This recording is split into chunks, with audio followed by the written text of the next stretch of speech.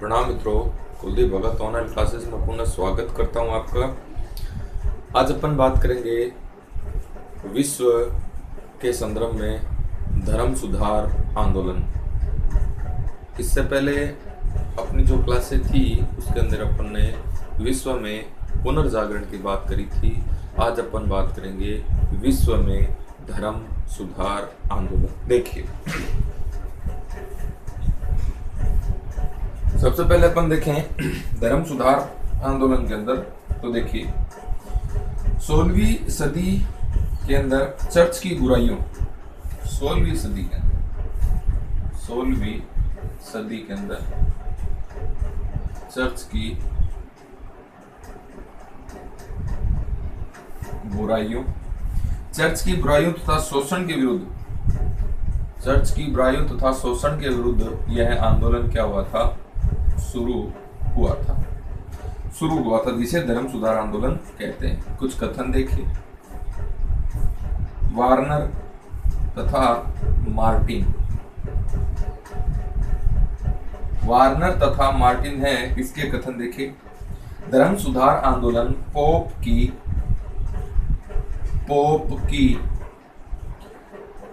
की सांसारिकता, पोप की सांसारिकता और भ्रष्टाचार, पोप की सांसारिकता और भ्रष्टाचार के विरुद्ध,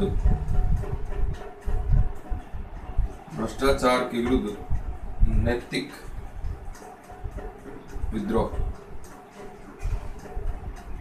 विद्रोह था। ये कथन किसका है? वार्नर और मार्टिन का है। हेजन क्या कहता है? हेजन कहता है 16वीं सदी के प्रारंभ में धार्मिक व विवेक की जागृति के कारण बहुसंख्यक ईसाई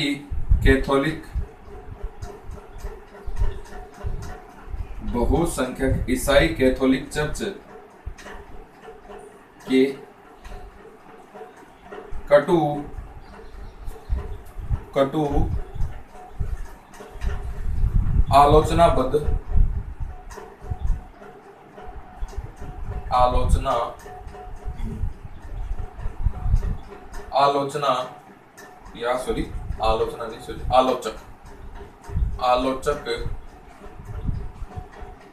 आलोचक बन गए और वे धर्म की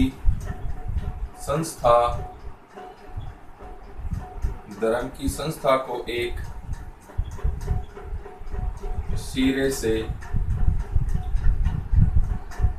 सिरे तक सुधारना चाहते थे।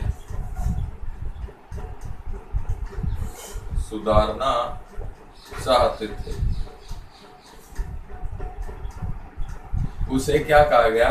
धर्म सुधार आंदोलन कहा गया। नेक्स्ट देखिए, 11वीं सदी में पवित्र रोमन साम्राज्य, 11वीं सदी में पवित्र रोमन साम्राज्य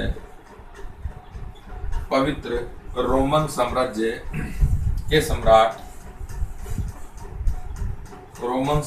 सम्राट हेनरी पंचम ने पोप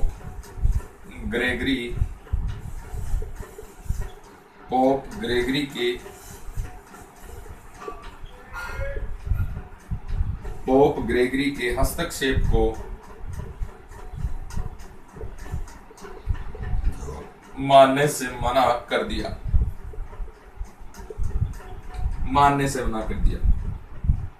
तो उस पर इतना दबाव पड़ा, उस पर इतना दबाव पड़ा कि उसे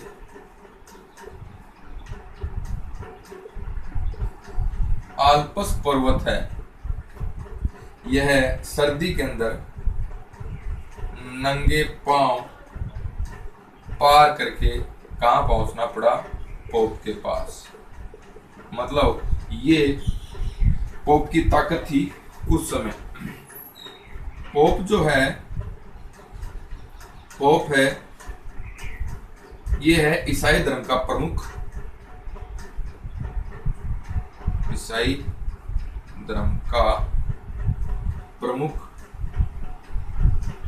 यह रोम का बिशप होता था, रोम का बिशप होता था। कार्डिनल पोप के निर्वाचन करने वाले पादरी, पोप का पोप के निर्वाचन करने वाले पादरी। नेक्स्ट है सिमोनी, चर्च के पदों एवं सेवाओं की बिक्री करने वाले, चर्च के पदों में सेवाओं की बिक्री करने वाले।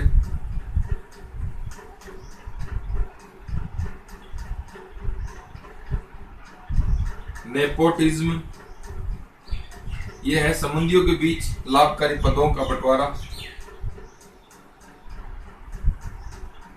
संबंधियों के बीच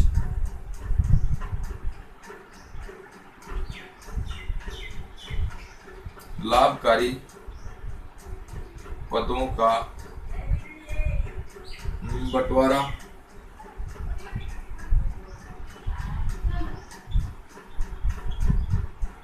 प्लूरलिज्म, यह एक पादरी द्वारा एक से अधिक पद रखना, एक पादरी द्वारा एक से अधिक पद, अधिक पद रखना क्या कहलाता है,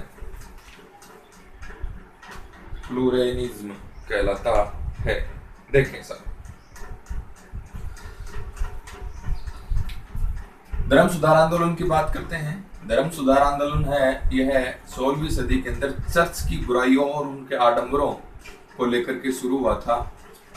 वार्नर और मार्टिन का कथन है, पोप की सांसारिक और भ्रष्टाचार के विरुद्ध, सांसारिकता और भ्रष्टाचार के विरुद्ध आंदोलन था, उसे धर्म सुधार आंदोलन कहते हैं। हेजन क्या कहता है, 16वीं सदी के प्रारंभ में धार्मिक व विवेक की जागृति के कारण बहुसंख्यक ईसाइयों कैथोलिक चर्च के कटु आलोचक बन गए और वे धर्म की संस्था को एक सिरे से दूसरे सिरे तक सुधारना चाहते थे। ये क्या है, धर्म सुधार आंदोलन है। 11वीं सदी के अंदर पवित्र रोमन साम्राज्य सम्राट हेनरी, आप देख रहे हैं पोप की जो शक्ति, देखिए कितनी शक्ति थी कि पवित्र रोमन साम्राज्य का सम्राट था हेनरी पंचम। हेनरी पंचम ने पोप ग्रेगरी के हस्तक्षेप को मानने से मना कर दिया था, तो उस पर इतना दबाव पड़ा कि उसको आल्प्स पर्वत पार करके सर्दियों में नंगे पांव पोप के पास में क्षमा याचना मांगने के लिए जाना पड़ा। यानी पोप इतना शक्तिशाली था। अब देखिए, पोप है, ये ईसाई धर्म का प्रमुख होता था, यानी रोम का बिशप होता था। कार्डिनल है, ये पोप के निर्वाचन करने वाले अधिकारी होते थे। सिमोनी है, ये चर्च के पदों व सेवाओं को बिक्री करने वाले अधिकारी होते थे। या नेपोटिज्म है, ये संबंधियों के बीच लाभकारी पदों का बंटवारा करने वाला होता था। और प्लूरलिज्म है, ये एक पादरी द्वारा एक से अधिक पद जो रखा जाता था उसे प्लूरलिज्म कहा जाता था। आगे देखिए,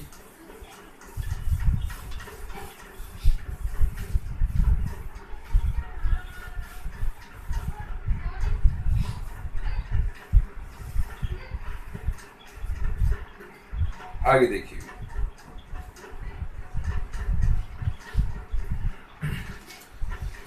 नेक्स्ट देखिए, धर्म सुधार आंदोलन के कारण क्या रहे, ये देखेंगे। कारणों में देखें अपन, पुनर्जागरण का प्रभाव था, पुनर्जागरण का प्रभाव। 2 नंबर पे देखिए, चर्च की आंतरिक कमजोरी, चर्च की आंतरिक कमजोरी, चर्च की आंतरिक कमजोरी।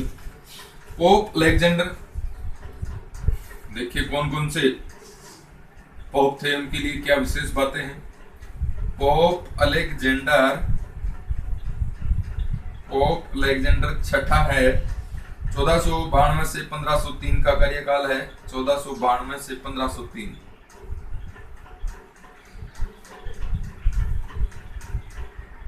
बाकी कार्यकाल ध्यान में नहीं रखना है। भ्रष्ट था, ये भ्रष्ट था। इसके बाद में है पोप जूलियस द्वितीय, 1503 से 13। धार्मिक कार्यों से गणना थी इसको, धार्मिक कार्यों से गणना करता था, सैनिक कार्यों में रुचि लेता था, सैनिक कार्यों में इसकी क्या थी, रुचि थी, सैनिक कार्यों में इसकी रुचि थी। इसके बाद में आप बात करें तो देखिए, पोप लियो 10, पोप लियो 10 1513 से 21, ये एक जुआरी था। इसकी रुचि कला के कार्यों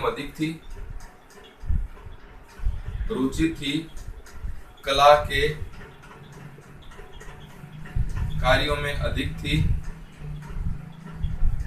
कला के कार्यों में अधिक थी, इसकी रुचि।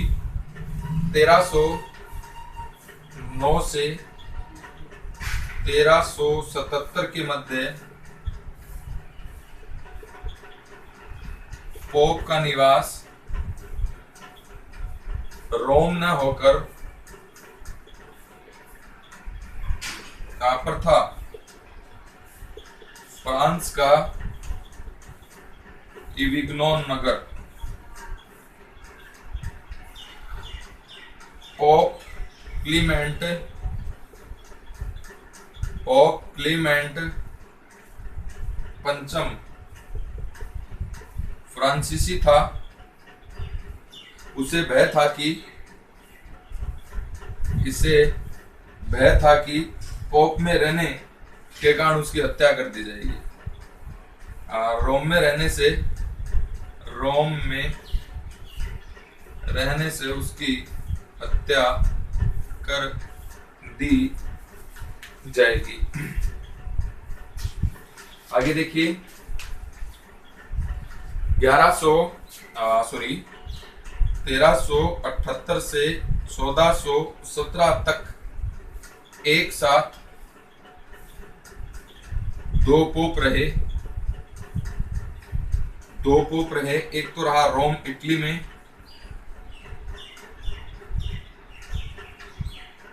दूसरा रहा एविग्नोन फ्रांस के अंदर। यहाँ पर रोम में रहता है डरबन छठा, और यहाँ पर रहता है क्लीमेंट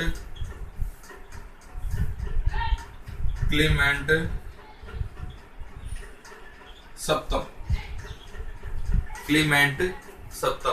तो ये कारण थे, ये अपन पोप के चर्च हैं उसके बारे में देख रहे थे, पोप किस प्रकार से विलासी थे। नेक्स्ट आगे देखेंगे और क्या क्या कारण रहेंगे, पहले अपन इसको देखते हैं। देखिए, पुनर्जागरण के कारण है, धर्म सुधार आंदोलन के कारण है, पुनर्जागरण का प्रभाव था, चर्च की आंतरिक कमजोरी थी, इसमें देखिए पोप है, पोप अलेक्जेंडर छठा है, ये एक भ्रष्ट था। पोप जूलियस द्वितीय है, ये धार्मिक कार्यों से घृणा करता था, सैनिक कार्यों में रुचि लेता था। पोप लियो दसम है, यह एक जुआरी था, इसकी रुचि जो थी ये कला के कार्यों में अधिक थी। 1909 से 1977 के मध्य पोप का निवास स्थान रोम न होकर क्या था, फ्रांस का एग्विनोन प्रांत रहा या एग्विनोन नगर रहा। पोप क्लीमेंट पंचम है, ये फ्रांसीसी था और इसको भय था कि रोम में रहने से उसकी हत्या कर दी जाएगी। 1378 से 1417 तक एक साथ दो पोप रहते हैं, एक तो रहता है रोम के अंदर कौन, डरबन छठा, और एक रहता है एग्विनोन के अंदर कौन, क्लीमेंट सप्तम। तो ये बात आपको ध्यान में रखनी है। आगे देखिए कारणों में और क्या क्या प्रमुख कारण रहेंगे। कारणों में देखिए आपको नेक्स्ट है तीसरा कारण, देखिए पादरियों का अनपढ़ होना, पादरियों का अनपढ़ होना। चौथा कारण है धार्मिक पदों की बिक्री, धार्मिक पदों की बिक्री। पांचवा कारण है व्यापारिक वर्ग का विरोध, व्यापारिक वर्ग का विरोध। छठा है पोप व राजा के मध्य संघर्ष, पोप व राजा के मध्य संघर्ष। चर्च के अपने न्यायालय होते थे, चर्च के अपने न्यायालय होते थे, राजा की अवहेलना करते थे और इनके पास धन भी अधिक होता था। ये इनके न्यायालय अपने होते थे और इनके पास में धन भी अधिक होता था और ये राजा की अवहेलना भी करते थे।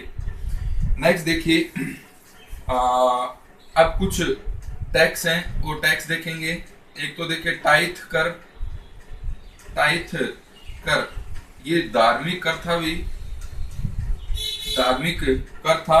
चर्च द्वारा जनता की आय का, जनता की आय का, जनता की आय का 1/10वां भाग है, ये लिया जाने वाला कर था जिसे टाइथ कर कहते थे। 2 नंबर पे देखिए पीटर पेंस, पीटर्स पेंस, ये देखिए गांव व कस्बों में डाला गया, गांव व कस्बों के जो चर्च होते थे इनकी दान पेटियों, इनकी दान पेटियों के अंदर जो धन आता था वो कहां पहुंचता था, रोम पहुंचता था, जिसे पीटर पेंस कहते थे। चर्च के पास में 20% भूमि होती थी, चर्च के पास में कितनी भूमि होती थी, 20% भूमि होती थी, कुल भूमि 20% क्या होती थी साहब, इनके पास में भूमि होती थी, 20% भूमि होती थी, इस पर कर नहीं लिया जाता था, कर नहीं लिया जाता था, टैक्स मुक्त होती थी ये। 2 नंबर पे देखेंगे 6 नंबर के बाद में पर 7 नंबर पे देखेंगे तो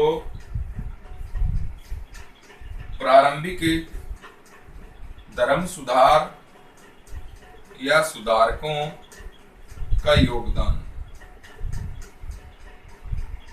धर्म सुधारों जो सुधारक थे, सुधारकों का योगदान है, ये देखिए। सबसे पहले देखें जॉन वाइक्लिफ,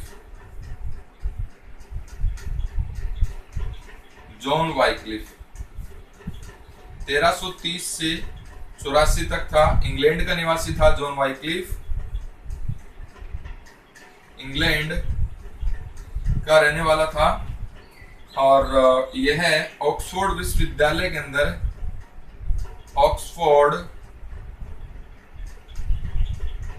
ऑक्सफोर्ड विश्वविद्यालय विश्वविद्यालय का क्या था? प्राध्यापक था, प्राध्यापक था। इसने घोषित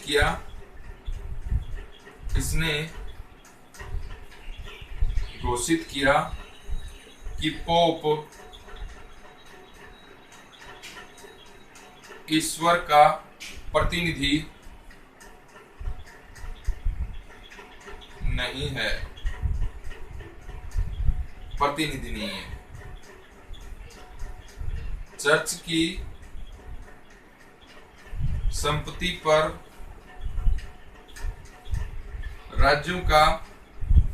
राज्यों को अधिकार कर लेना चाहिए, इन्होंने कहा, वाइक्लिफ ने।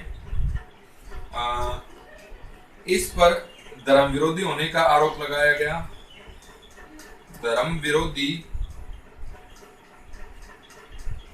होने का आरोप लगाया गया। धर्म विरोधी होने का आरोप लगाया गया और मरने के बाद में इसकी लाश को कब्र से निकाल करके गंदी जगह फिकवा दिया था। गंदी जगह फिकवा दिया था। इसे the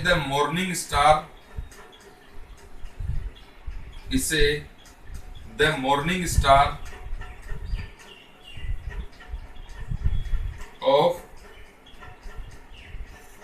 reformation, the morning star of reformation, पुनर्जागरण का तारा, पुनर्जागरण का तारा भी इसे कहा जाता है।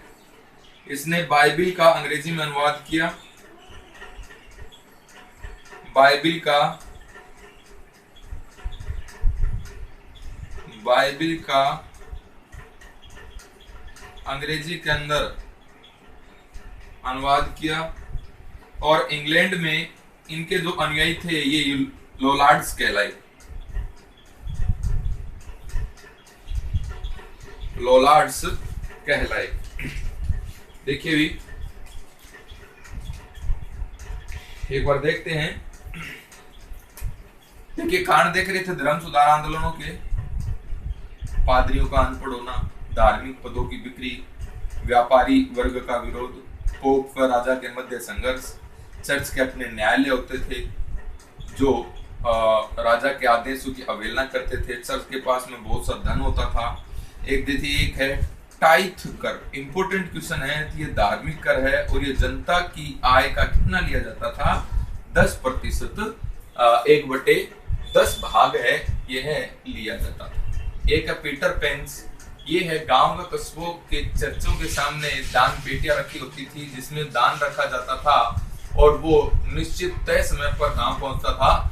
रोम पहुंचता था। अब देखिए चर्च के पास में 20% भूमि होती थी जो टैक्स मुक्त होती थी, टैक्स फ्री होती थी। धर्म सुधारकों का योगदान है इसमें देखेंगे। पहले अपन बात करें जॉन वाइक्लिफ। किसकी बात कर रहे हैं साहब? जॉन वाइक्लिफ की। 1330 से 84 का कार्यकाल। कहाँ के रहने वाले थे? इंग्लैंड के रहने वाले थे।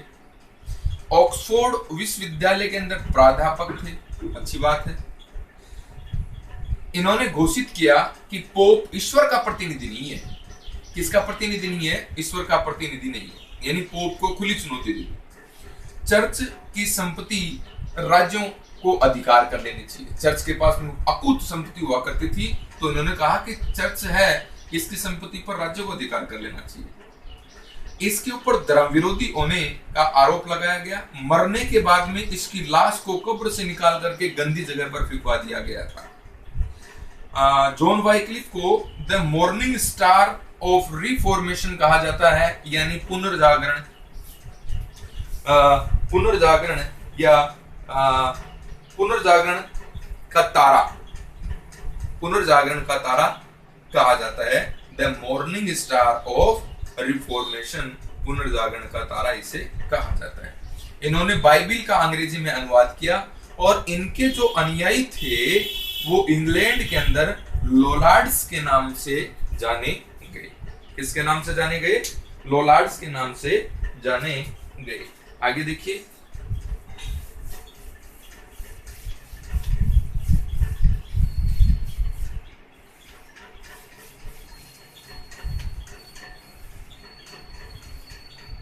देखें सब, अब अपन बात कर रहे हैं वाइक्लिफ की, अपन ने बात कर ली। अब देखेंगे दूसरा जो धर्म सुधारक है अपना, यह है जॉन हस। जॉन हस है 1369 से 1415 इनका जीवन काल था। ये बोहेमिया के निवासी थे और प्राग विश्वविद्यालय के अंदर प्राध्यापक थे। प्राग विश्वविद्यालय में प्राध्यापक थे। 1414 में जॉन हस को चर्च की निंदा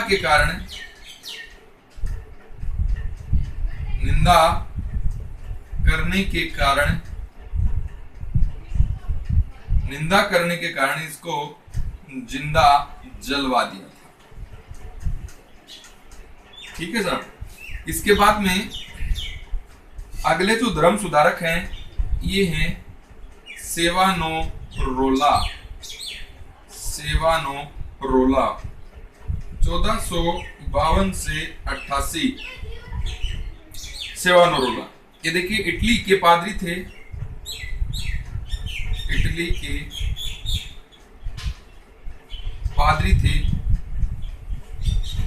पोप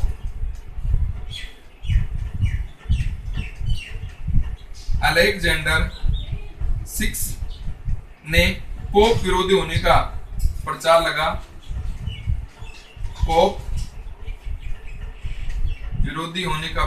लगा। और इनको भी जिंदा जला दिया गया। इनको भी क्या कर दिया गया? जिंदा जला दिया गया। पोप के विरुद्ध कोई बोल ही नहीं सकता था। इसके बाद में है इरेस्मस।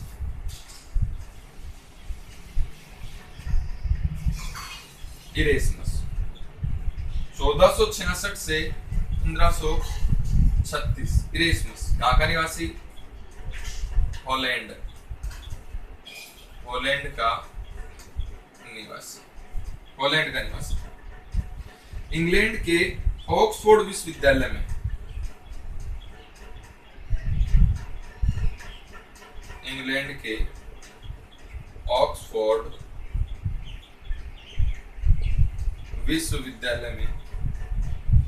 अध्यापक था।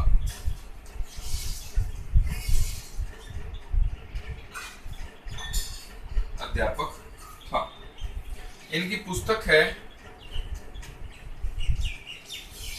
The praise of folly. Important पुस्तक है साहब, ध्यान में रखना। इरेस्मस के उपहासों ने पोप को जितनी हानि पहुंचाई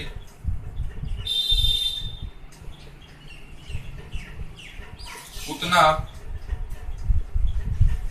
लूथर ने भी नहीं पहुंचाई। इन्होंने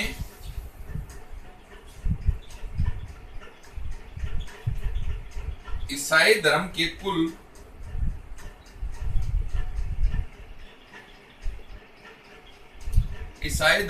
कुल सिद्धांतों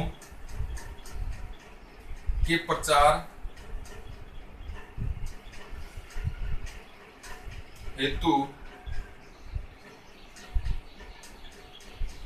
न्यू टेस्टामेंट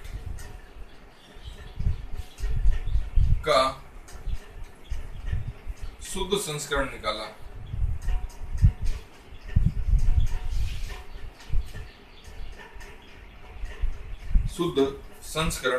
निकाला।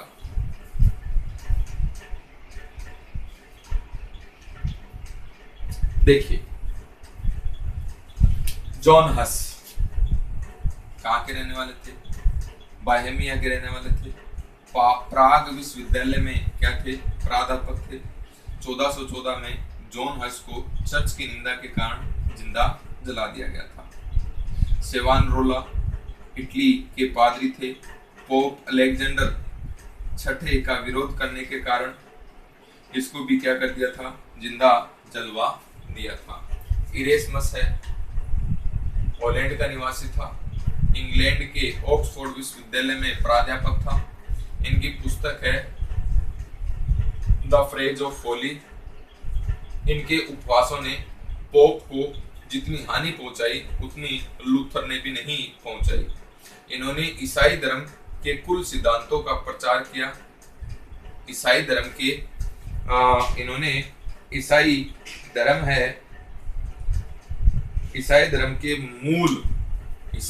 के मूल सिद्धांतों का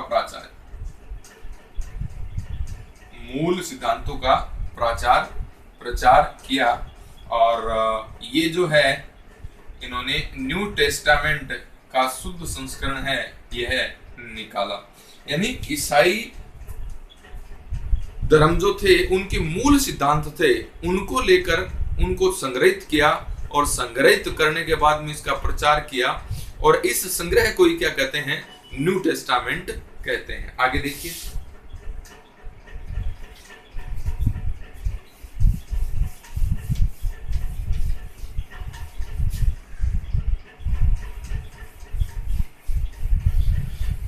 आगे देखिए। अब है तात्कालिक कारण।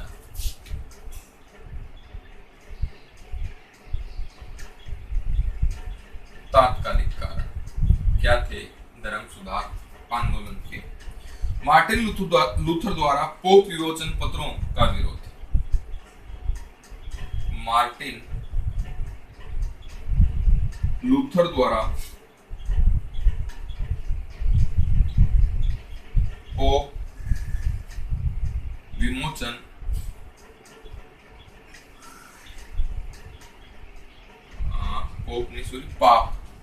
पाप विमोचन पत्रों,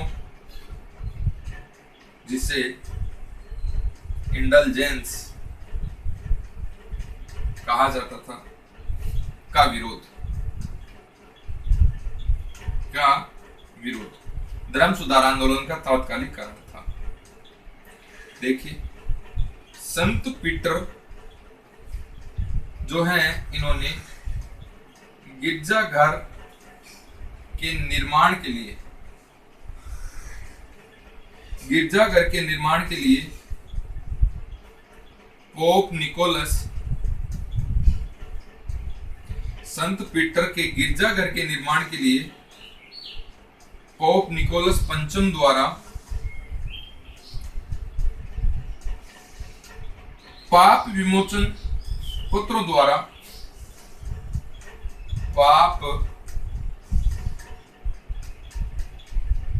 विमोचन पत्रों द्वारा धन इकट्ठा करने की योजना, धन इकट्ठा करने की क्या बनाई थी? योजना बनाई थी। पोप ने यह कार्य आर्क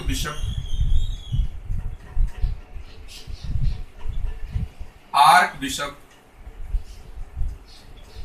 अल्बर्ट को सौंपा था। अल्बर्ट ने यह काम किसको सौंप दिया था?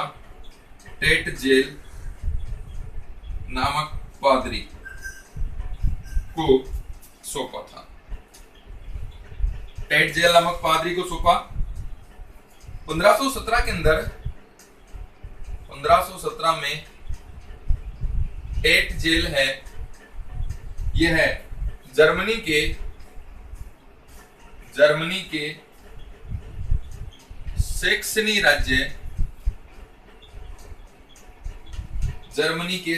राज्य की सीमा पर विटनबर्ग नामक स्थान पहुंचा।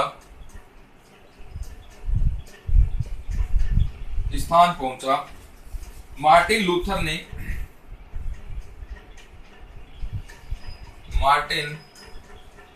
लूथर ने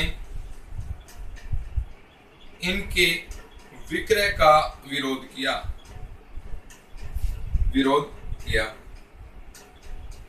31 अक्टूबर 1517 विटनबर्ग जर्मनी के केसल गिरजाघर के प्रवेश द्वार पर लूथर ने क्षमा पत्रों की बिक्री के विरोध में 95 थीसिस या थीसिस को प्रश्न कह दो, लैटिन भाषा में चिपका दी। लैटिन भाषा के अंदर चिपका दिए।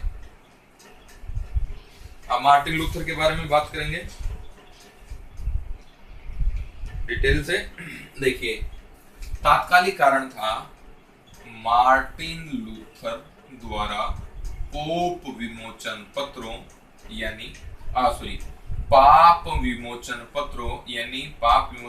को क्या कहते हैं? इंडल्जेंस कहते हैं। संत पीटर गिरजाघर के निर्माण के लिए पोप निकोलस पंचम ने पाप विमोचन पत्रों के द्वारा धन इकट्ठा करने की एक योजना बनाई।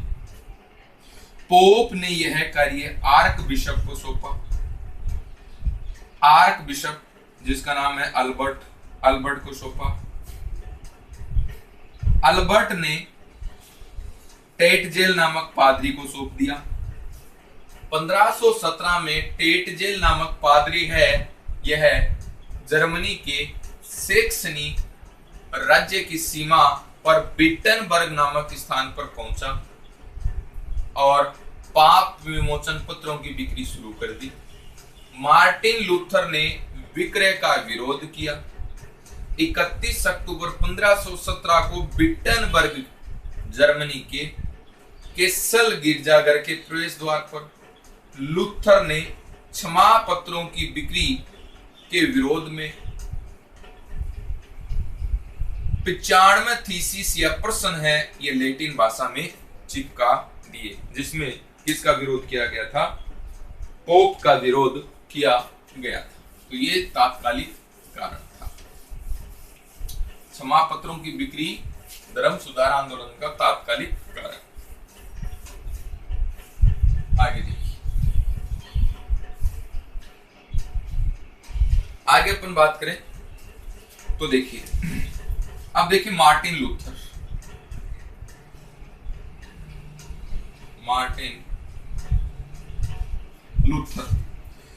लूथर की अपन बात करें तो देखेंगे जन्म है इसका 1483 के अंदर जन्म हुआ।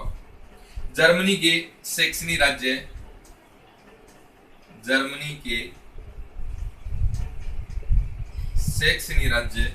के इसलीडेन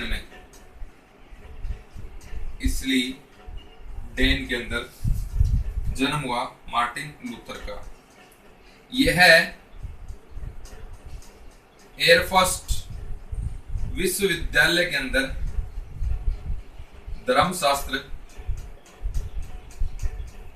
धर्मशास्त्र का इन्होंने अध्ययन किया।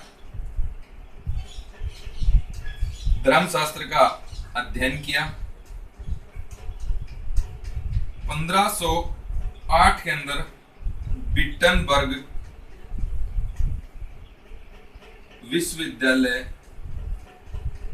के प्राध्यापक बने। मार्टिन लूथर है, इसने पाप विमोचन, अभी बात करी थी अपन, पाप विमोचन पत्रों का विरोध किया और इसी कारण धर्म सुधार आंदोलन शुरू हुआ। मार्टिन लूथर के मित्र, इनके जो मित्र थे मार्टिन लूथर के, ये है सेक्सनी राज्य का शासक है जिनका नाम है फेडरिक। ये क्या थे? इनके मित्र थे। आगे देखिए, मार्टिन लूथर है, इनकी पुस्तकें, क्या क्या इनकी पुस्तकें थी मार्टिन लूथर की पुस्तकें। एक नंबर पे है जर्मन सामंतवाद को संबोधन, जर्मन सामंतवाद को संबोधन।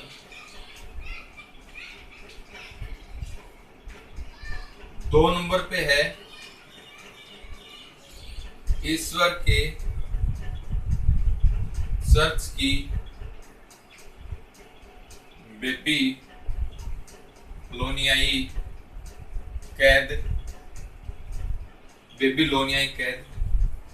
पोप की व्यवस्था पर प्रहार किया इसने, पोप की व्यवस्था पर क्या था? यह खुला प्रहार था इस पुस्तक के जरिए। ईसाई मनुष्य की मुक्ति, ईसाई मनुष्य की मुक्ति। बाइबिल का अनुवाद जर्मन भाषा में किया, बाइबिल का अनुवाद कौन सी भाषा में? जर्मन भाषा में इन्होंने किया। सितंबर 1522 में यह अनुवाद, सितंबर 1522 में यह अनुवाद प्रकाशित हुआ, इसलिए इसको सितंबर टेस्टामेंट कहा जाता है। लूथर ने 3 संस्कारों को माना, 3 संस्कारों को इसने माना। 7 संस्कार हैं ईसाई धर्म के अंदर, 3 संस्कारों को इसने माना। नामकरण,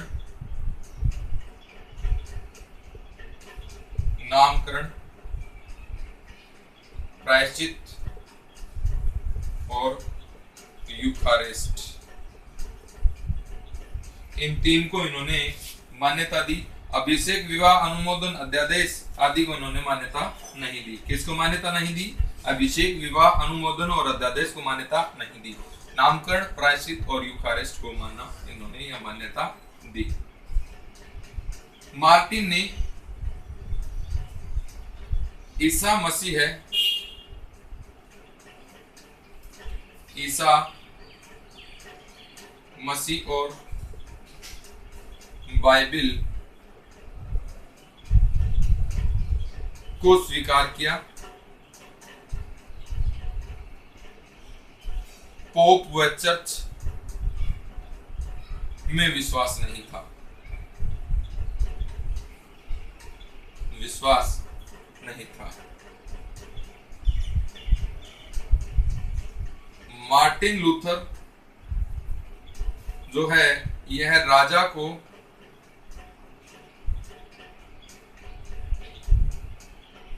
ईश्वर मानता था,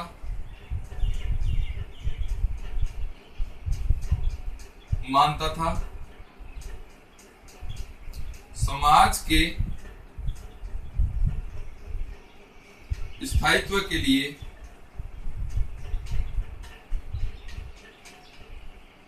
दास प्रथा को अनिवार्य मानता था। ये है मार्टिन लूथर है। देखिए साहब,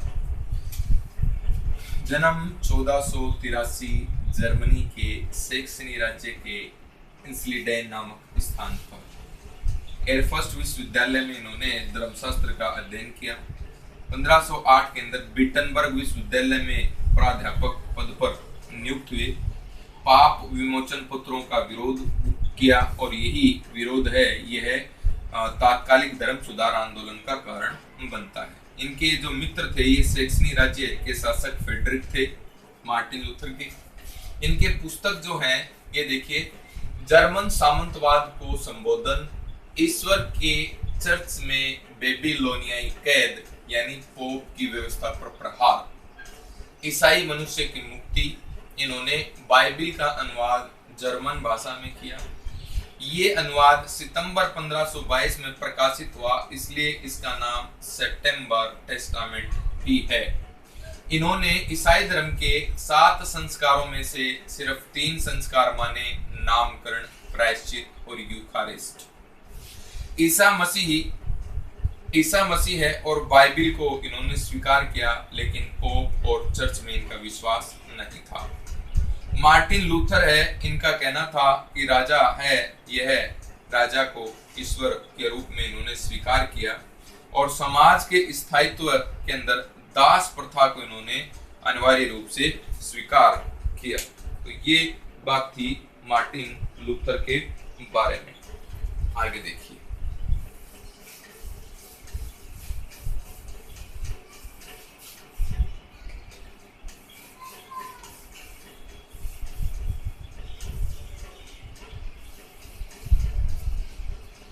आगे देखिए प्रोटेस्ट धर्म का उद्भव। प्रोटेस्ट धर्म का उद्भव। प्रोटेस्टेंट धर्म का उद्भव है धार्मिक विवाद का अंत करने के लिए, धार्मिक विवाद का अंत करने के लिए 1526 से 29 के मध्य पवित्र रोमन साम्राज्य के रोमन साम्राज्य की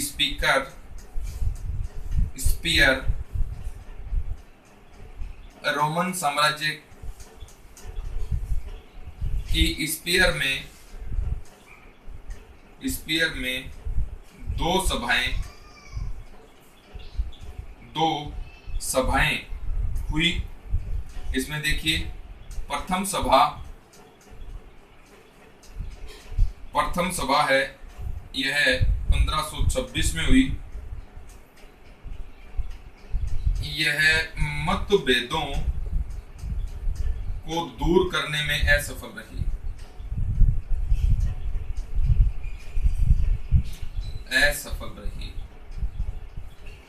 दूसरी देखिए 1529 जर्मन में होती है द्वितीय स्पीयर सभा है। इसके अंदर देखिए क्या क्या होता है। इस सभा में धर्म सुधार आंदोलन को दबाने के कठोर निर्देश जारी किए। धर्म सुधार आंदोलन को दबाने के कठोर आदेश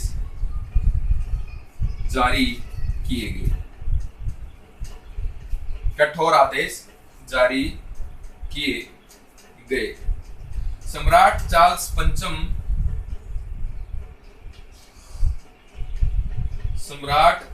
पंचम ने राज्य परिषद की बैठक में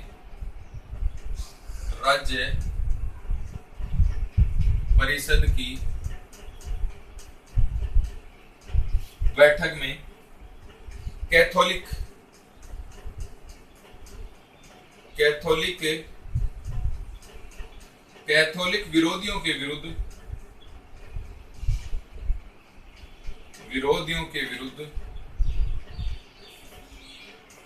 सख्त कार्रवाई कार्रवाई का सुझाव दिया। इन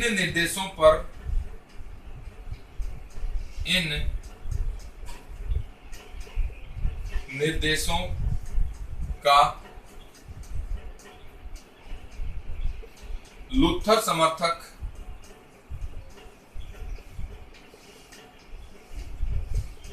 शासकों ने 19 अप्रैल 1529 को विरोध किया। विरोध को प्रोटेस्ट बोलते हैं इंग्लिश के अंदर।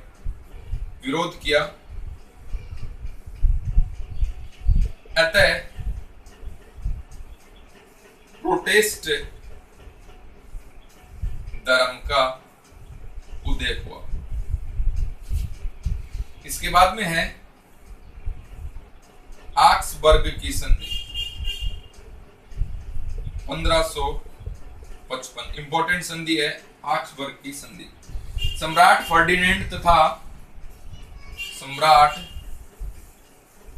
फर्डिनेंड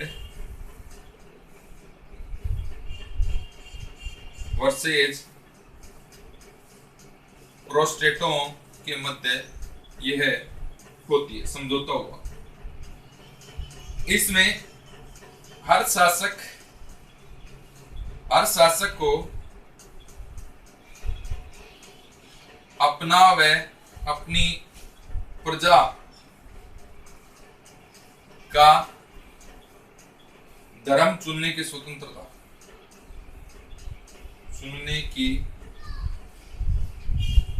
स्वतंत्रता दी गई। इसमें केवल लूथरवाद को मान्यता मिली। लूथरवाद को मान्यता दी गई। एक कथन है इरेस्मस का, बीच में बता रहा हूं, ध्यान में रखना। मेरा हृदय कैथोलिक है, किंतु पेट लूथरवादी। बड़ा इंपॉर्टेंट कथन है भी। पेट है, यह है लूथरवादी है। देखिए आगे,